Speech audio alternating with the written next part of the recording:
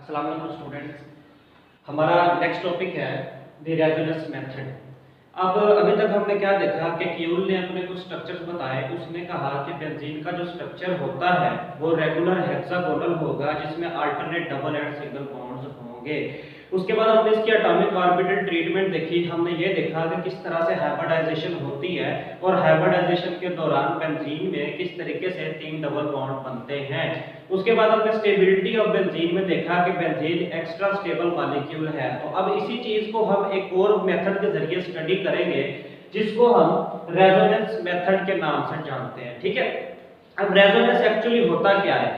Resonance एक ऐसा phenomena होता है जिसमें जो पाई इलेक्ट्रॉन्स हैं जिन्होंने डबल बॉन्ड बनाने हैं वो मुख्तलिफ पेयरिंग स्कीम कर सकें। मतलब क्या है कि वो जो पाई बॉन्ड हैं वो डिफरेंट पोजीशन पे जाके अपना बॉन्ड बना सके। वो जो पाई ऑर्बिटल्स थे वो अपना ओवरलैप डिफरेंट पॉइंट्स के ऊपर कर सके। तो लास्ट टाइम हमने देखा था इसमें और ये 6 पाई ऑर्बिटल्स बनाए थे। ठीक है, अब हो क्या सकता है? इस तरह से पॉसिबल है कि या तो ये वाले दो आपस में ओवरलैप कर लें, ये वाले दो कर सकते हैं, ये वाले दो कर सकते हैं, या फिर ये वाले दो कर सकते हैं, ये दो कर सकते हैं और ये दो कर सकते हैं। इस तरह से क्रॉस में भी कर सकते हैं इस तरीके से, तो यहां से भी कर सकते हैं। तो किसी भी तरीके से वो जो 2pz अनहाइब्रिड ऑर्बिटल था वो ओवरलैप कर सकता है। तो ऑब्वियस सी बात है जब डिफरेंट तरीके से अनहाइब्रिडाइज्ड 2pz ऑर्बिटल ओवरलैप करेगा तो हमारे पास स्ट्रक्चर भी क्या आएगा? डिफरेंट आएगा। तो इसी चीज को हम रेजोनेंस मेथड के अंदर स्टडी करते हैं। सबसे पहले इसकी definition, possibility of different pairing scheme of valence electrons of atoms. किसी भी मॉलिक्यूल में एटम्स के वैलेंस इलेक्ट्रॉन की डिफरेंट पेयरिंग स्कीम, उसको क्या कहते हैं? रेजोनेंस कहते हैं। मतलब वो जो वैलेंस इलेक्ट्रॉन है डिफरेंट तरीके से पेयर बना सकते हैं। And different structures are called resonance structure. और इस सारे प्रोसेस के रिजल्ट में हमारे पास जो स्ट्रक्चर्स मिलेंगे वो रेजोनेंस स्ट्रक्चर मिलेंगे। तो हम बेंजीन को स्टडी कर रहे हैं, तो बेंजीन के जो रेजोनेंस स्ट्रक्चर्स होंगे वो तादाद में 5 होंगे। ठीक है, तो 5 तरीके से वो जो 2pz ऑर्बिटल था वो 5 डिफरेंट मेथड के जरिए आपस में ओवरलैपिंग कर सकते हैं। तो वो 5 स्ट्रक्चर्स कौन से हैं? सबसे पहले ये देख लें कि रेजोनेंस को रिप्रेजेंट कैसे करते हैं। It is represented by A double headed arrow. मतलब एक ऐसा एरो जिसके 2 हेड्स हैं, इससे रेजोनेंस को हम रिप्रेजेंट करते हैं। ठीक है, तो बेंजीन के हमारे पास 5 रेजोनेंस स्ट्रक्चर पॉसिबल हैं। या तो इस तरह से हो सकता है 3 डबल बॉन्ड अल्टरनेट आ सकते हैं, सिंगल डबल इस तरह से, या इस तरीके से अल्टरनेट आ सकते हैं। या फिर ऐसा हो सकता है कि जो कार्बन नंबर 1 है और कार्बन नंबर 4 ये क्रॉस में, मतलब ज्यादा फासले से ओवरलैप कर सकते हैं। मतलब ऊपर वाले कार्बन का और नीचे वाले कार्बन का इस तरह से ओवरलैप कर सकता है। ठीक है, या कार्बन नंबर 2 और कार्बन नंबर 5 का ओवरलैप कर सकता है, या कार्बन नंबर 3 और कार्बन नंबर 6 का अनहाइब्रिडाइज्ड 2pz ऑर्बिटल ओवरलैप कर सकता है। तो यहाँ पे हमारे पास जो दो स्ट्रक्चर है, ये पहले दो जिसमें अल्टरनेट सिंगल और डबल बॉन्ड का कॉन्सेप्ट है, जो कि हमें किसने दिया था? कि क्यूल ने दिया था 1825 में। ठीक है, तो कि इनको कहेंगे कि क्यूल स्ट्रक्चर कहेंगे। और ये वाले जो 3 पॉसिबल स्ट्रक्चर्स हैं ये हमें जिस साइंटिस्ट ने दिए थे उसका नाम था डिवार, तो ये इनको डिवार स्ट्रक्चर कहेंगे। तो हमारे पास 5 स्ट्रक्चर पॉसिबल हैं, 2 के क्यूल स्ट्रक्चर हैं और 3 हमारे पास डिवार स्ट्रक्चर हैं। देख ले, सबको हमने डबल हेडेड एरो से ही रिप्रेजेंट किया हुआ है। ठीक है, उसके बाद अब कोई भी ऑर्गेनिक मॉलिक्यूल स्टेबल कब होता है? हमने एक टॉपिक में देखा भी था कि बेंजीन एक्स्ट्रा स्टेबल मॉलिक्यूल है और इसकी जो रेजोनेंस एनर्जी है वो 150 किलो जूल पर मोल है। ठीक है, तो किसी भी मॉलिक्यूल की जो स्टेबिलिटी होती है वो किस वजह से होती है? वो होती है रेजोनेंस की वजह से। किसी मॉलिक्यूल में जितनी ज्यादा रेजोनेंस होगी, ज्यादा रेजोनेंस का मतलब है ज्यादा पॉसिबिलिटीज होंगी हमारे पास वैलेंस इलेक्ट्रॉन की पेयरिंग की, तो उतनी ज्यादा उसमें रेजोनेंस होगी। जितनी ज्यादा रेजोनेंस होगी हमारे पास स्टेबिलिटी भी उतनी ही ज्यादा होगी। तो हम देख सकते हैं stability of A molecule increase with increasing in number of resonance structures. किसी मॉलिक्यूल के जैसे जैसे रेजोनेंस स्ट्रक्चर्स बढ़ते जाएंगे हमारे पास स्टेबिलिटी क्या होती जाएगी? इंक्रीज होती जाएगी। ठीक है, अब बेंजीन के 5 रेजोनेंस स्ट्रक्चर्स हैं तो इसकी स्टेबिलिटी भी क्या होगी? ज्यादा होगी। In Dewar structures bonding is between carbon 1 and carbon 4, carbon 1 carbon 4 के दरमियान बॉन्डिंग है, या कार्बन 2 कार्बन 5 के दरमियान बॉन्डिंग है, या कार्बन 3 कार्बन 6 के दरमियान बॉन्डिंग है, which is not possible energetically या नॉट फेवरेबल। पॉसिबल है लेकिन फेवरेबल नहीं है एनर्जेटिकली।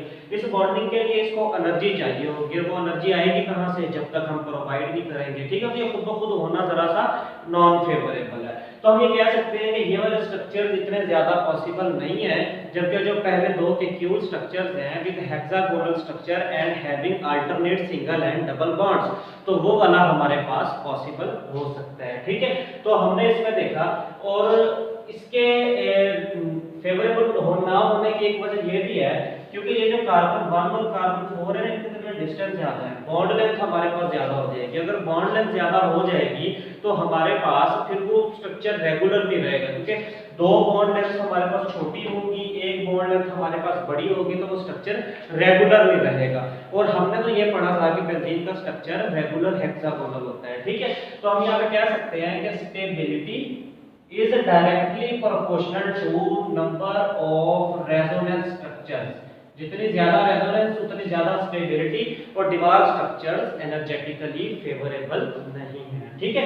तो actual structure of benzene is resonance hybrid of all 5 structures A B C D and E, मतलब 5 के 5 जो स्ट्रक्चर्स हैं रेजोनेंस वाले, इन सबको अगर हाइब्रिड कर लिया जाए, इन सबको मिक्सअप कर लिया जाए, तो जो स्ट्रक्चर बनेगा वो होगा हमारे पास एक्चुअल स्ट्रक्चर ऑफ बेंजीन। अब अगर जो स्ट्रक्चर ए और बी ये जो है, ये पहले दो स्ट्रक्चर्स हैं, ये ज्यादा करते हैं, उसके साथ मैचिंग है बेंजीन के एक्चुअल स्ट्रक्चर के साथ, तो ज्यादातर बेंजीन को या तो स्ट्रक्चर से रिप्रेजेंट किया जाता है या इस स्ट्रक्चर से रिप्रेजेंट किया जाता है, ठीक है।